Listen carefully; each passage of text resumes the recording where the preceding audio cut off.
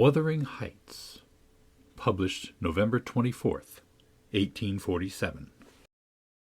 Volume 2, Chapter 1. Another week over, and I am so many days nearer health and spring.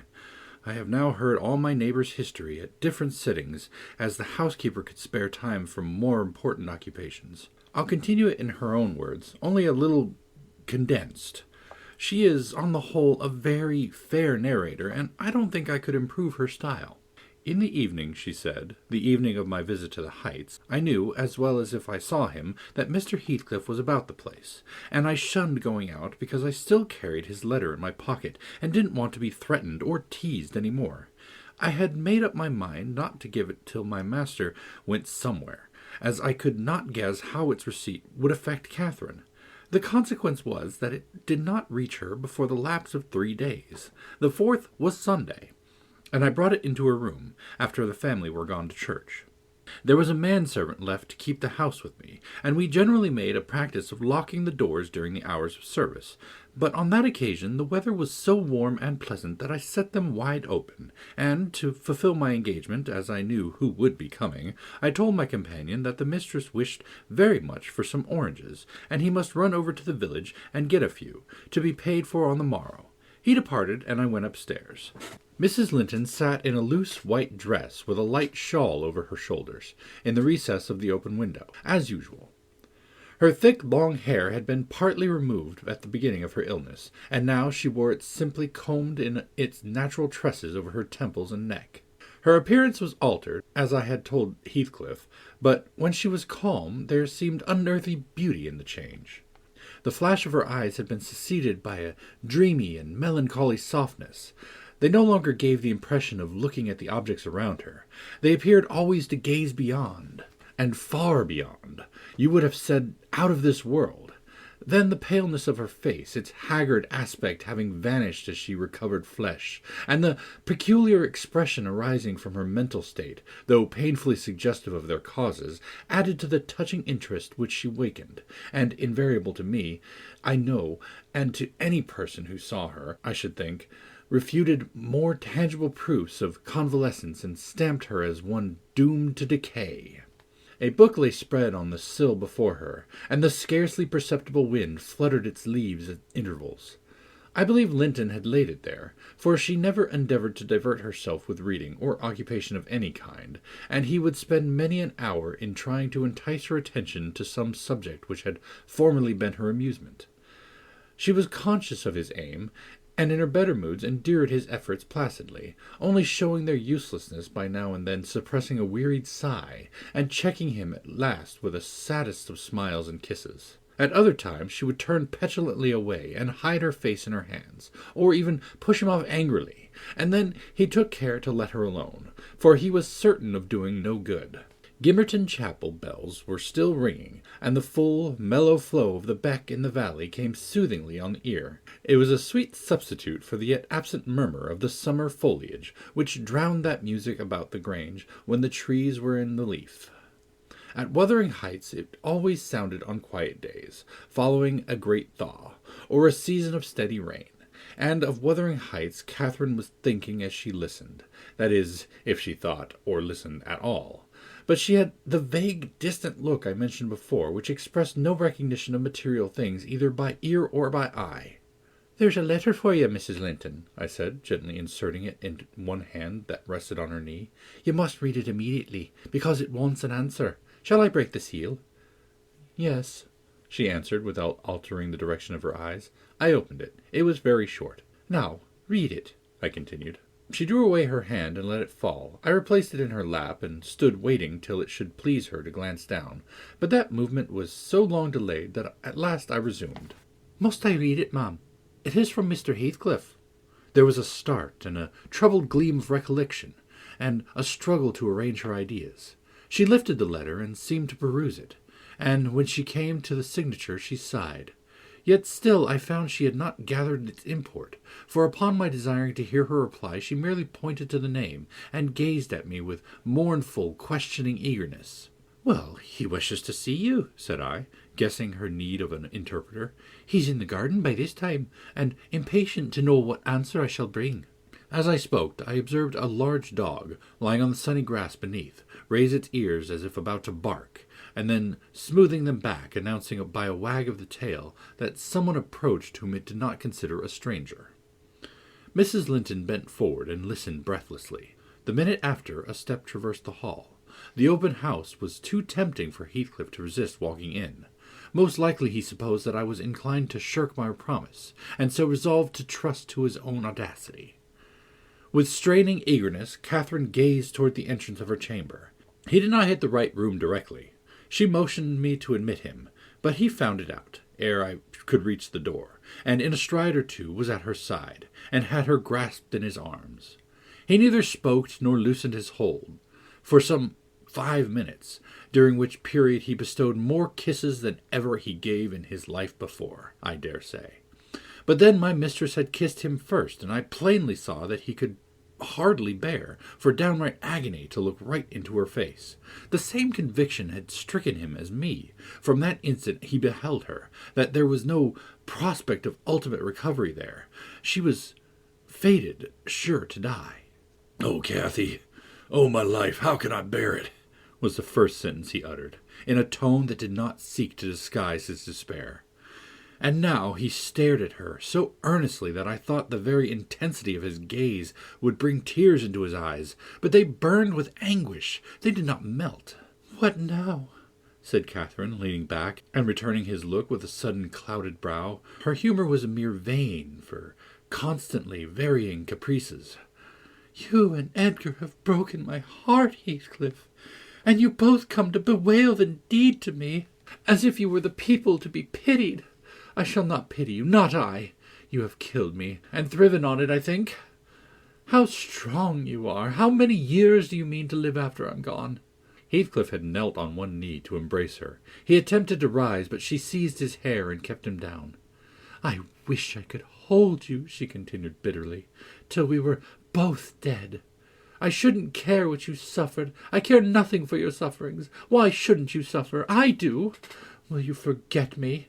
Will you be happy when I am in the earth? Will you say 20 years hence, 'That's the grave of Catherine Earnshaw. I loved her long ago, and was wretched to lose her, but it is past. I have loved many others since. My children are dearer to me than she was, and at death I shall not rejoice that I am going to her. I shall be sorry that I must leave them.' Will you say so, Heathcliff?" "Don't torture me till I'm as mad as yourself," cried he, wrenching his head free and grinding his teeth. The two, to a cool spectator, made a strange and fearful picture. Well might Catherine deem that heaven would be a land of exile to her, unless, with her mortal body, she cast away her mortal character also.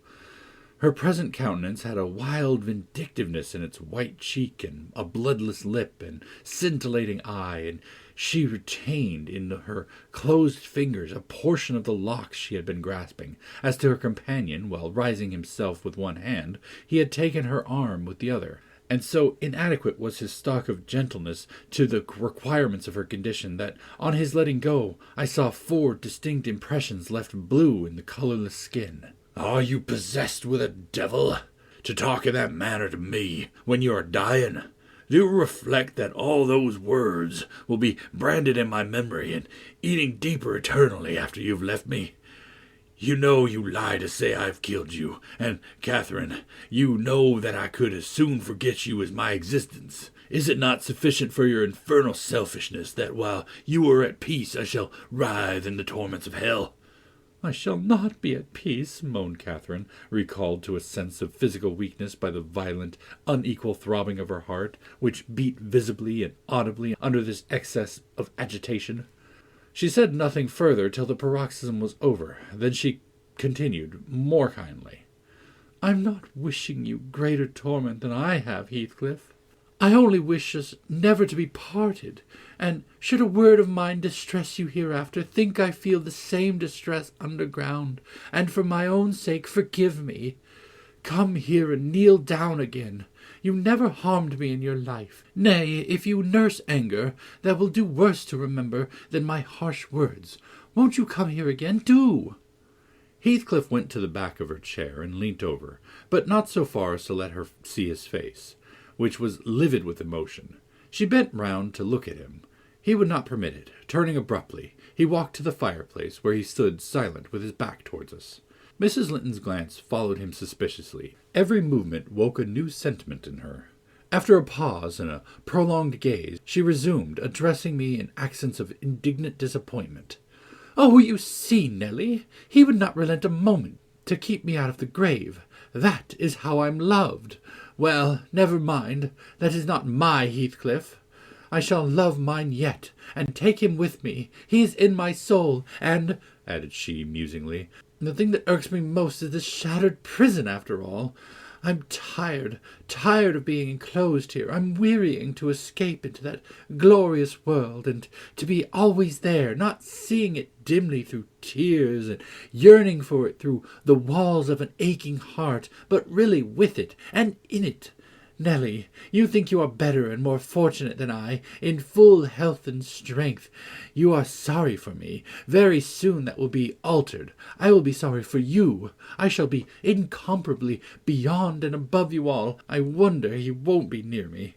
She went on to herself. "I thought he wished it. Heathcliff, dear, you should not be sullen now. Do come to me, Heathcliff." In her eagerness she rose and supported herself on the arm of the chair. At that earnest appeal he turned to her, looking absolutely desperate.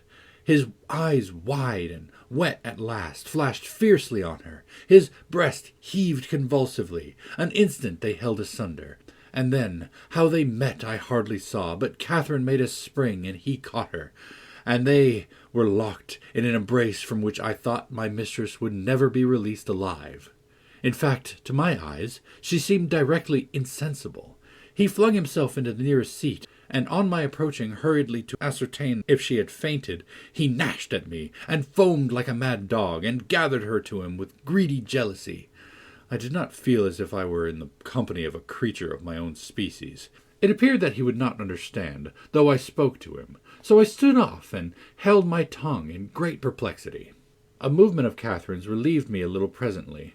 She put up her hand to clasp his neck and bring her cheek to his as he held her, while he, in return, covering her with frantic caresses, and said wildly, "You teach me how cruel you've been, cruel and false. Why did you despise me? Why did you betray your own heart, Cathy? I have not one word of comfort. You deserve this. You have killed yourself. Yes, you may kiss me and cry and wring out my kisses and tears. They'll blight you. They'll damn you. You loved me. Then what right had you to leave me? What right, answer me, for the poor fancy you felt for Linton? Because misery and degradation and death, and nothing that God or Satan could inflict would have parted us. You, of your own will, did it. I have not broken your heart. You have broken it, and in breaking it, you have broken mine.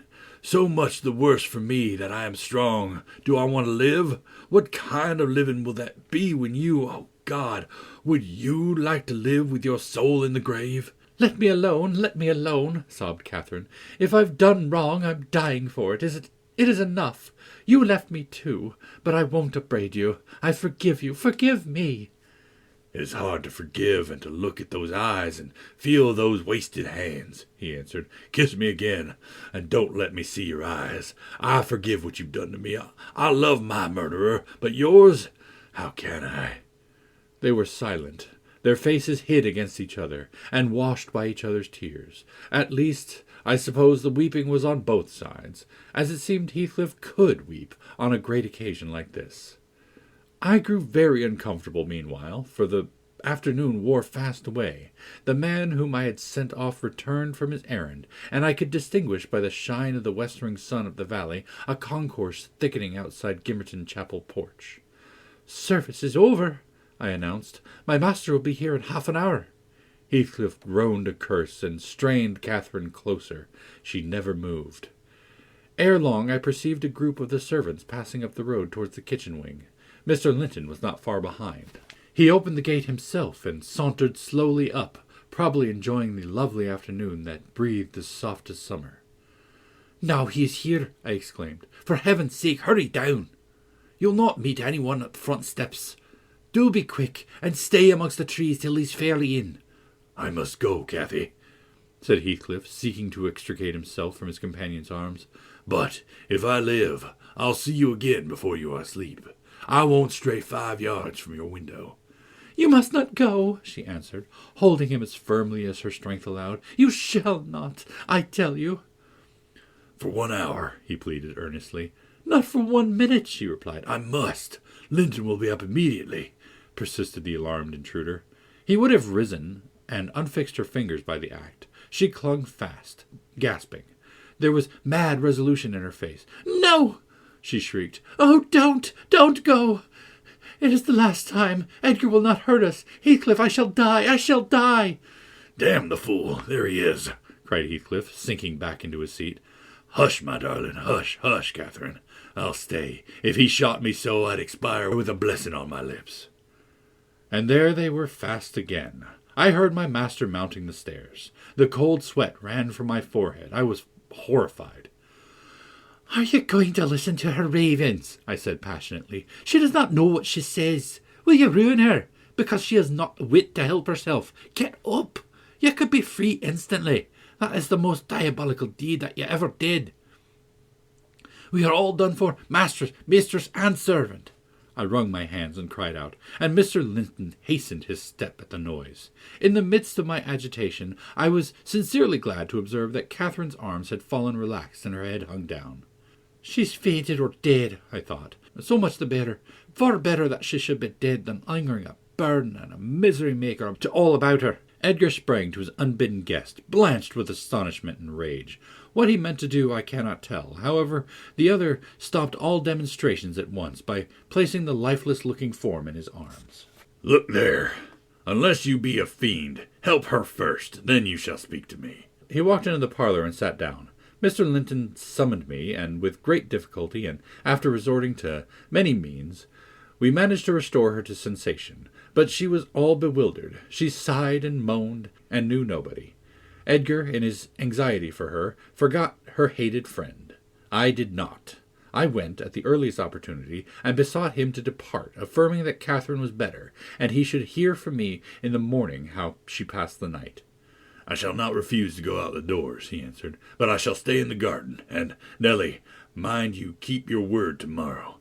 I shall be under those larch trees. Mind, or I'll pay another visit, whether Linton be in or not." He sent a rapid glance through the half-open door of the chamber, and, ascertaining that what I stated was apparently true, delivered the house of his luckless presence. End of Chapter 1.